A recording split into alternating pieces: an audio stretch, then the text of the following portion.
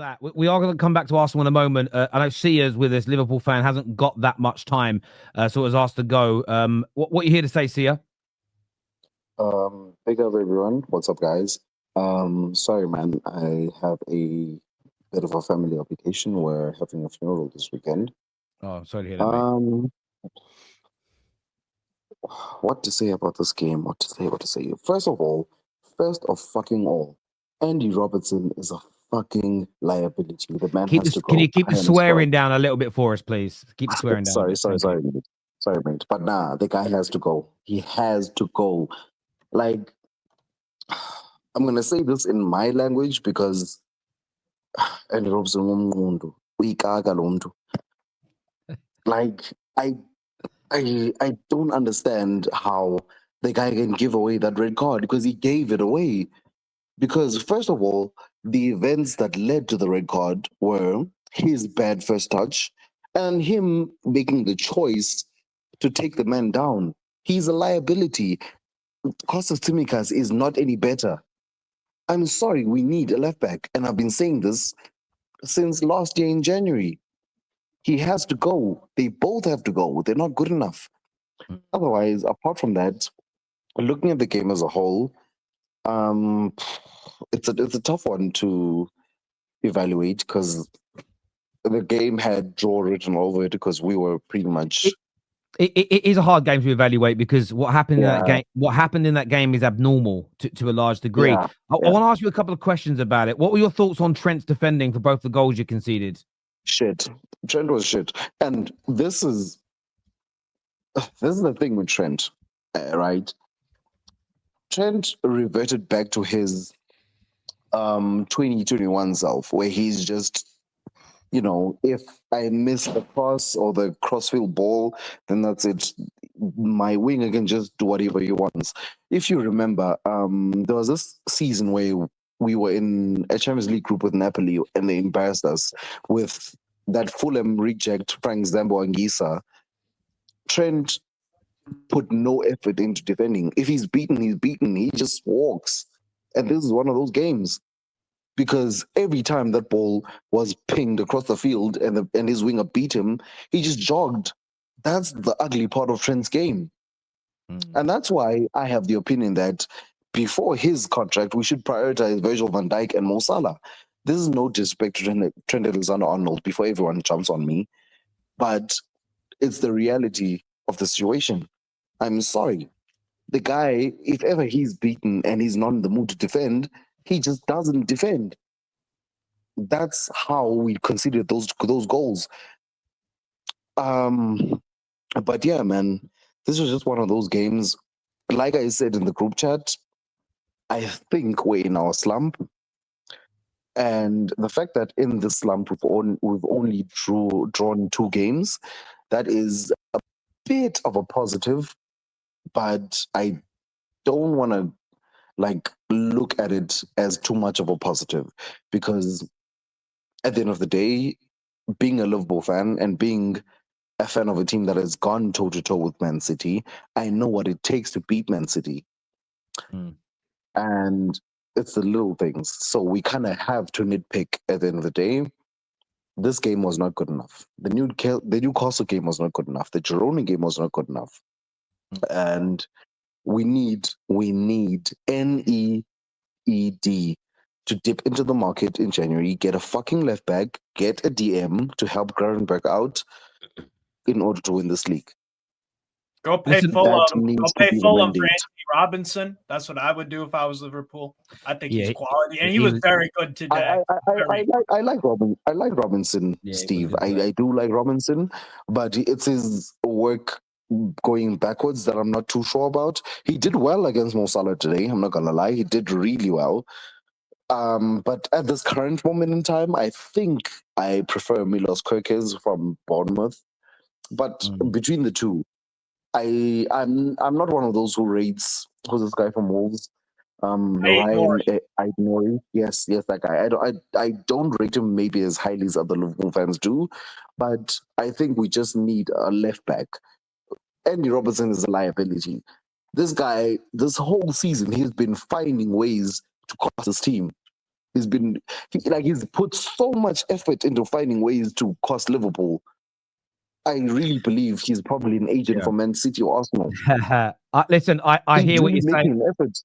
I hear where you're coming from. See ya. I know you've got to shoot, mate. Thank you very much for jumping on, having your say. I appreciate it, brother.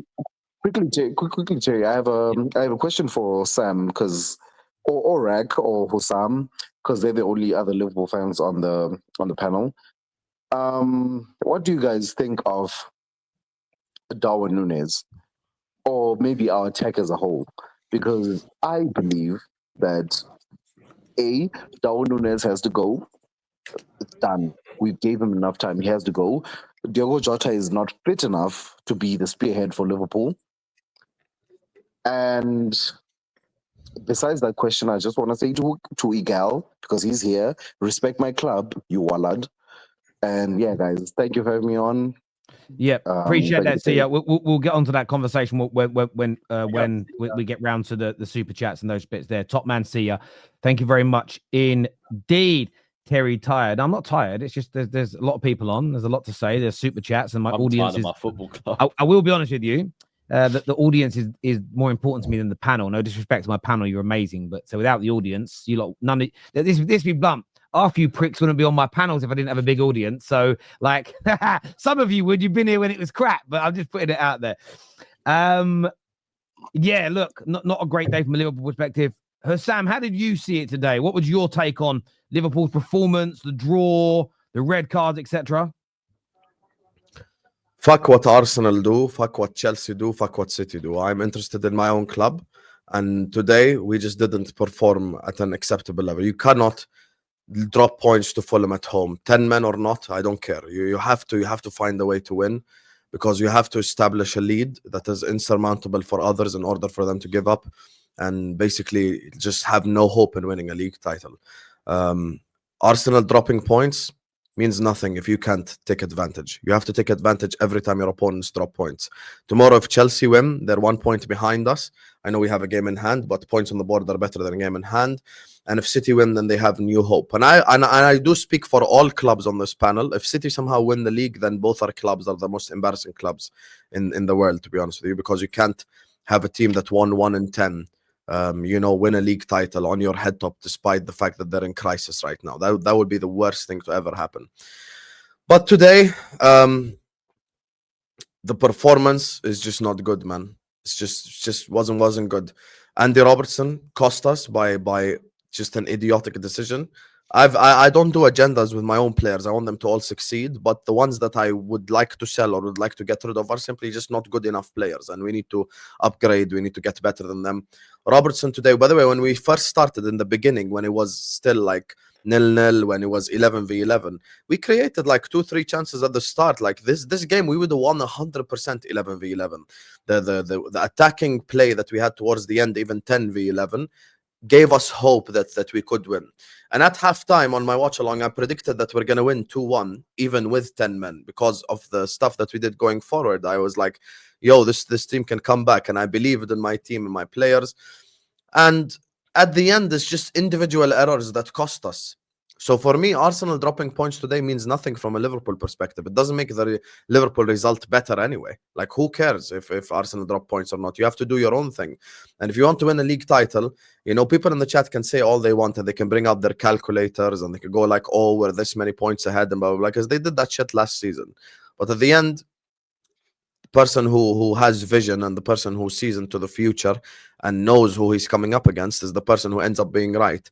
And when you come up against Pep Guardiola and Manchester City, you have to take advantage. You have to, specifically when they're in this situation. And when you come up against Pep Guardiola and Man City, you cannot draw at home to Fulham. You just can't draw at home to Fulham, given any circumstances. You simply can't. And if it is an error, then you need to weed out that error. I think now we have assessed the squad enough. I think Arne Slot has had enough time with these players, and now we know who's not good enough, and we know who's good enough for this team. Andy Robertson, the less said about him, the better. Tsimikas is definitely the starting left back for Liverpool Football Club because he's just not good enough. Darwin Núñez, I know he got an assist today, but he's a net negative to the team, not a net positive. Kwanzaa today, you could tell he's been DMing Astrid all year long because he just has no focus whatsoever. Every time we had any bit of momentum, he made an idiotic decision, like an just unnecessarily costing us a corner or a shit back pass or a shit cross, or just done something that's absolutely awful, to be honest with you. Given the context, the point is not that bad. Can I ask you a question? I know the point ain't good enough, but this super chat here says, Sam, after 20 minutes, we were excellent. Is today just a case of the red card is the difference? And without the red card, would your performance have been good enough to pick up the 3 points? Yes, we would have beaten Fulham by 3 goals had we not got the red card. That's why I'm going hard on Andy Robertson. Come up with 3. Yeah, I think we literally would have. Did you see what we did to them in the second half, even with 10 men? Fulham also went for it as well. No, I understand, but the way that we played going forward, and even with 10 men, had we had 11, we definitely win that game. I have no doubt about it whatsoever. So that's why I'm going into Robertson. And both fullbacks didn't play well. Trent today, I'd give him a 0, and I'd give Robertson a 0. And once again, with Trent, it's not even the defensive stuff; it's the going forward stuff. That's the shit that just makes no sense to me. Every time he gets the ball, it's like he wants to do a hero ball. 40-yard diagonal directly. I'm like, keep it simple sometimes. Pass left, pass right a little bit. The positives I take away from this game is Ryan Gravenberch. He deserves a 15 out of 10 today because he played right center back, he played DM, he played 8, he played everywhere, and he was unbelievable in every single one of the positions. This Szoboszlai, an elite game from Szoboszlai today. Jota comes back and he scores a goal as well, so you have to give him congratulations. Virgil, led by example, was incredible playing with a midfielder at the back and stuff. And at the end of the day, it's moments like this that cost us. That's why I can never say we're favorites and it's our title to lose and all this crap, because I know who I'm coming up against. I'm coming up against Manchester City. So now, unfortunately, I have to rely on the scumbags to get something tomorrow. And I have to rely on Mbeumo and Visa to get me something tomorrow as well. So, yeah, we're in this position because we did this to ourselves, to be honest with you. I love the fact that Sam is basically wearing a Man United shirt tomorrow now. This is amazing. So. I will never wear a Man United shirt. Never gonna happen. Sam, on your list of positives, I'd also say Elliott off the bench was definitely, I would say as well. Yes. I thought he had that chance where it was just wide left. He's a sick player. Elliott is an addition to this team, 100%.